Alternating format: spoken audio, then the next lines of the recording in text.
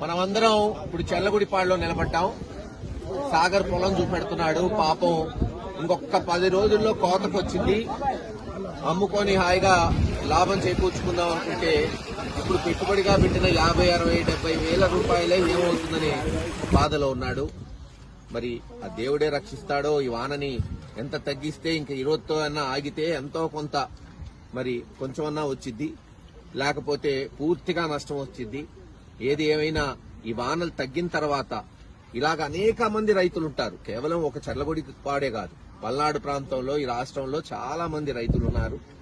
క్షేత్రస్థాయికి వచ్చి నాయకులు, అధికారులు నిజంగా ఆ పంట నష్టం చూసి వెంటనే వీళ్ళకు ఉపశమనం చేసేటట్టు చర్యలు చేపట్టాలి. త్వరలోనే ఇన్పుట్ సబ్సిడీ కావచ్చు, ఇన్సూరెన్స్ కావచ్చు, ఏదైనా సరే వాళ్ళకి తీసుకొచ్చి వాళ్ళకి మళ్లీ పాపం ఆ నష్టాన్ని భర్తీ చేస్తేనే వీళ్ళు తట్టుకోగలుగుతారు.